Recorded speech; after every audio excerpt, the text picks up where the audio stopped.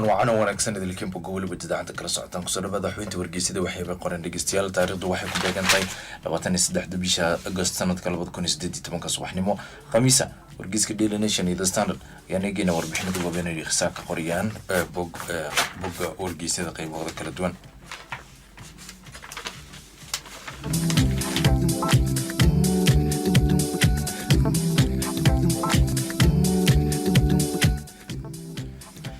xubinta wargeysada waxay la socotiinayaan anigoo Maxamed Cali dhegeystayaal dhanka farsamada waxaa iga caawinaya Maxamed Ibrahim Noona idilkii masoo wanaagsan dhegeystayaal markan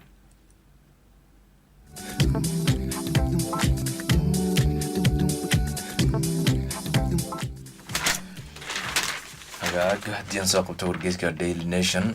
warbixinada waaweyn oo qoriya Daily Nation waxaa kaga hadlayaa warbixinta ugu weyn wargeyska sawirka waxa uu soo qaatay madaxweyne ku-xigeenka dalka William Ruto sidoo kale haweeneyda gobanaha ka ismaamulka Kirinyaga aan Waiguru waxaana halkan wargeyska uu ciwaan ugu dhigayaa Ruto Waiguru oo dabcan ka dagaalaya sahankii ay sameysay ama warbixintii soo saartay shirkadda Ipsos oo shaaca ka qaaday in Kenyaanka su'aalo weydiisay oo ku saabsan dadka hogaamiyaasha ugu musuqmaasuqsan guud ahaan dalka warbixinadaas iyo halkan ku qoraya iyagoo waliba si aad ku tilmaamaya in shirkadaasi loo adeegsanayo hab siyaasadeed isla markaana si ay magacooda u halayaan aan Waiguru sidaasi sheegtay waxayna xustay inay maxkamadda la tiigsanayso bogga farada inuu ku qorayo wargeyskan oo warbixintaasi oo dhameystiran waxaana ay soo kala galeen kaalinta koowaad iyo kaalinta labaad gaaraan markii la dhaho xubnaha ugu musuqmaasuqsan guud ahaan dalka bogga farada warbixintaasi ku qoraya oo dhameystiran wargeyska gaagis labokooda warbixinada ku qoray waxaa kamid ah madaxweynaha dalka Uhuru Kenyatta oo sheegay in aysan wax siyaasadii ku jirin asagiyo Mr. Odinga kulankii u dhaxeeyay masalaantiisa salaameen bishii March 9keedii bogga lixaad ayuu ku qoray wargeyska warbixintaasi oo dhameystiran kaga hadlayo arrimahaasi kala duwan hagaag isla bogga kooda warbixinada ku qoray waxa uu kaga hadlayaa dhanka guddiga adeegga macallimiinta ayuu kaga hadlaya iyo dadaaladooda ugu dambeeya oo ay ku doonayaan inay kaga hortagaan shaqooyinka ay macallimiintu sheegeen inay ku dhaqaaqayaan bogga qaybtiisa dambe ayuu ku qoray wargeyska kaga hadlaya halkan iyadoo waliba maanta ay la kulmayaan saraakiisha kala duwan waxbarashadaasi ay uga hadlaan hanaankii looga hortagi lahay isla bogga warbixinada ku qoray waxaa kamid ah xildhibaanada ugu yeeray xogayaha wasaaradda sportka oo dabcan kala hadlaya arrimaha ku saabsan fadeexadda 1.7 bilyan oo shilinka dalka ah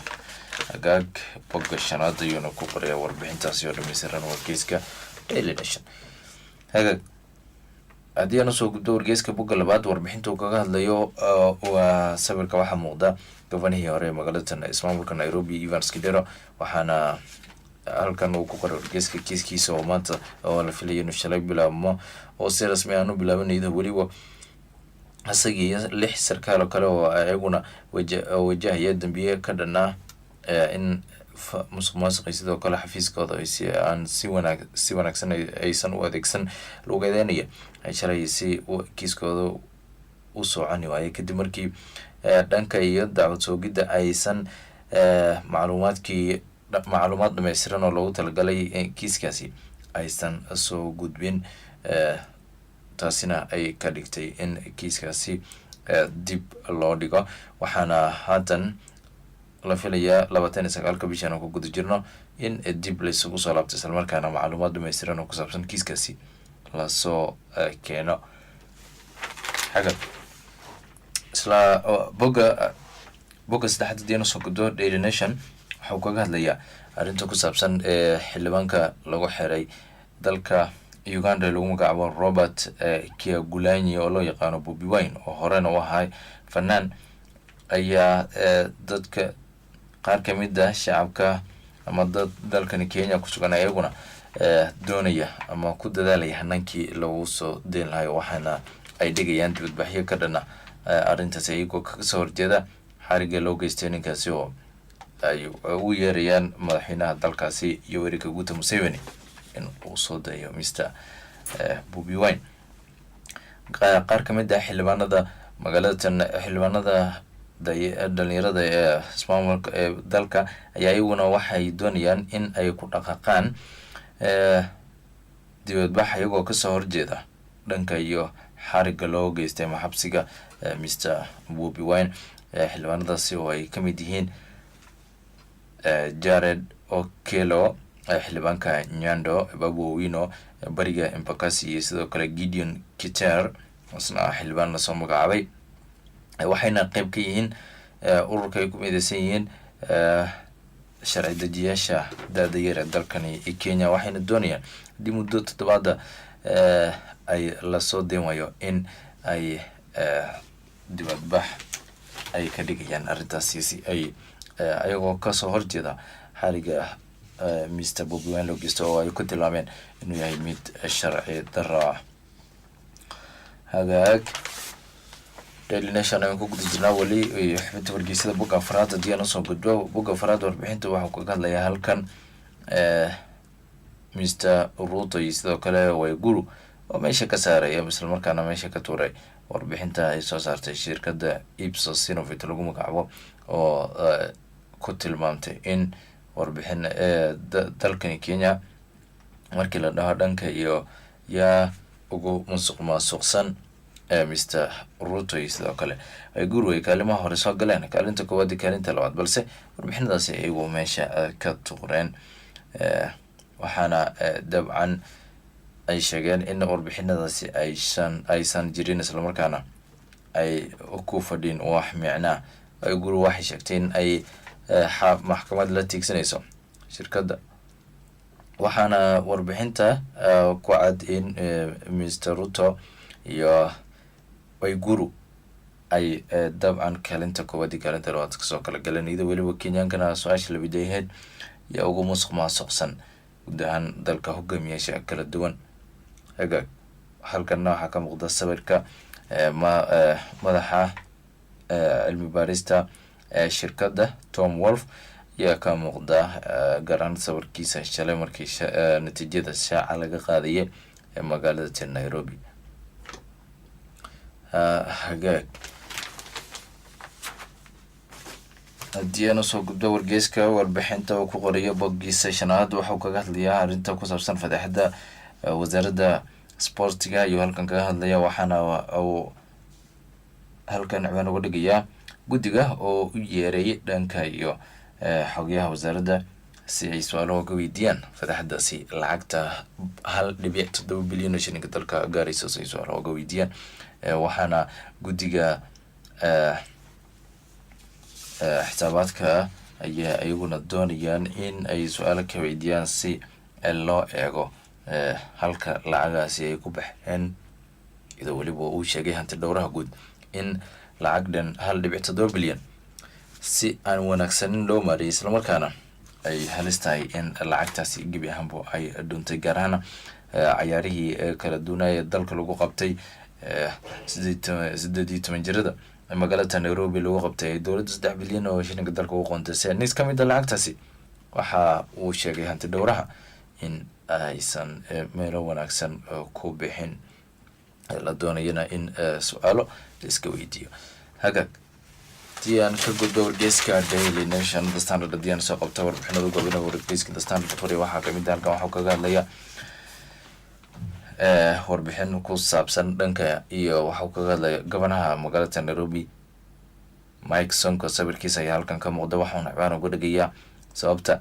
telefon aad kula hadasho Mike Sonko ay u tahay mid khatar ah, iyo halkan ka qoray bogga lixaad ayuuna ku qoray warbixintaasi oo dhammaystiran. waxaana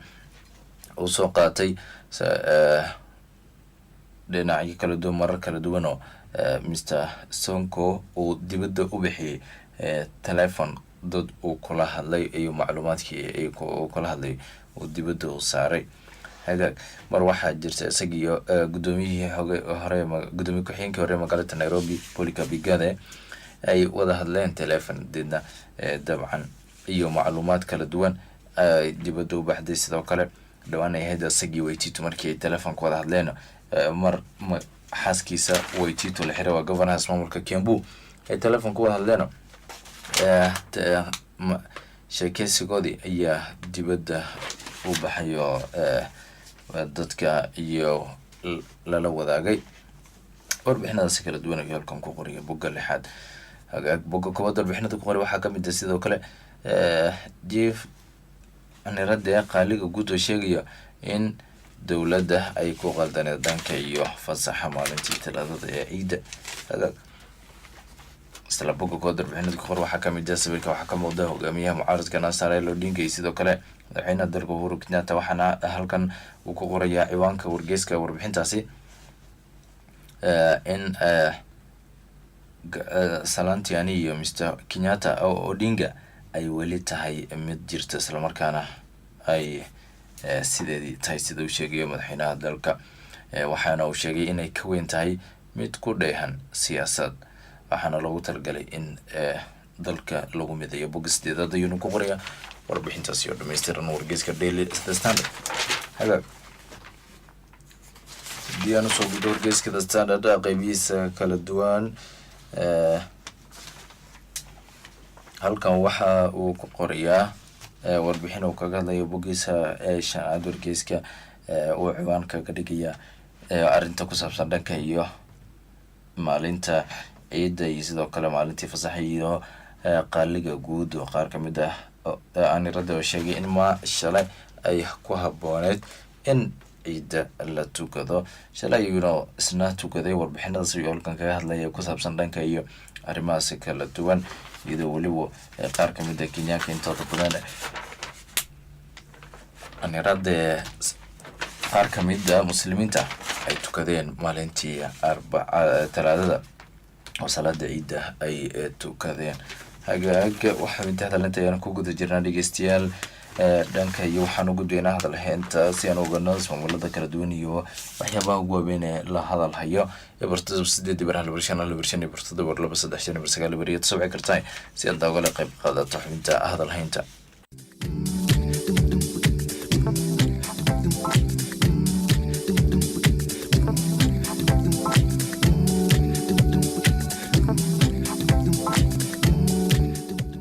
hagaag dhanka dhegeystayaasha qadka telefoonka Star FM hello soo dhaw walaal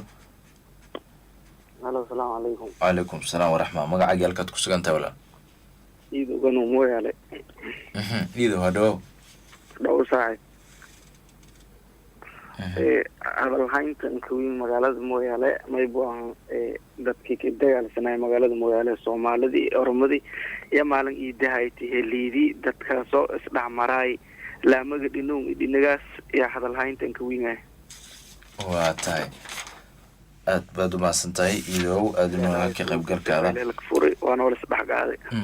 waa tahay aad baad u maasantahay iidow ganoon dhegeystaha kala xiga dhanka qadka telefoonka Star FM hello السلام عليكم. وعليكم السلام ورحمة الله وبركاته.